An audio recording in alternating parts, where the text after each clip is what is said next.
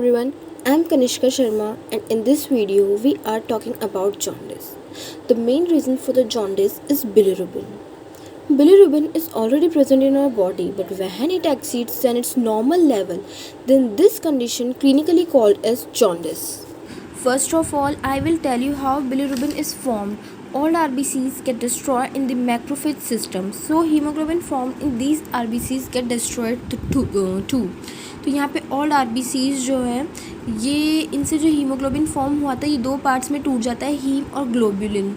Haem जो होता है इसमें से Fe+2 जो है वो रिलीज़ हो जाता है और जो रिमेनिंग पार्ट है वो ऑक्सीजनेज एंजाइम की मदद से ऑक्सीडाइज होता है और बिलीवर्डिन का फॉर्मेशन करता है। यहाँ पे ये बिलीवर्डिन जो है ये बिलीवर्डिन रिडक्टेज एंजाइम के द्वारा रिड्यूस करवाया जाता है जिसकी मदद से बिलीरुबिन का फॉर्मेशन होता है।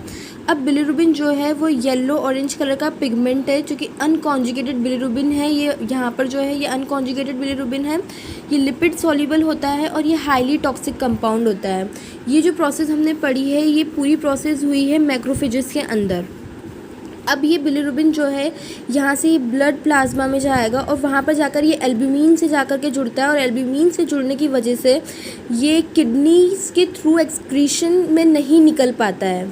अब एल्ब्यूमिन इसके साथ जुड़ जाएगा और एल्ब्यूमिन की मदद से ये लिवर में जाएगा क्योंकि एल्ब्यूमिन एक मोबाइल प्रोटीन है और ये अनकॉन्जुगेटेड बिलीरुबिन को लिवर तक लेकर के जाएगा। यहाँ पर जाने के बाद एल्ब्यूमिन अनकॉन्जुगेटेड बिलीरुबिन से अलग हो जाता है और अनकॉन्जुगेटेड बिलीरुबिन मतलब UCP जो है वो लिवर सेल के अंदर चला जाता है और वहाँ पर जाकर ये जुड़ता है UDPGA के साथ। UDPGA है यहाँ पे uridine डिसफॉस्फेट ग्लाइकोरोनिक acid.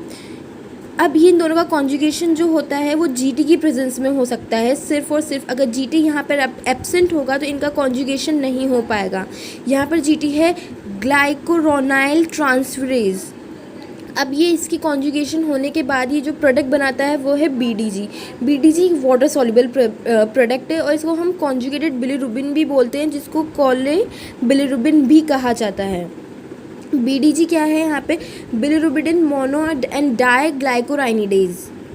Some of the conjugated bilirubin is excreted into the bile canaliculi by the hepatic cell, whereas some of it escapes into the general circulation and is excreted via kidneys in urine as urine bilirubin, while most of it passes via bile ducts to the small intestine. In large intestine, colonic bacteria splits glycuronic acid from bilirubin and this bilirubin reduced into a colorless compound stearobilinogen, also called urobilinogen.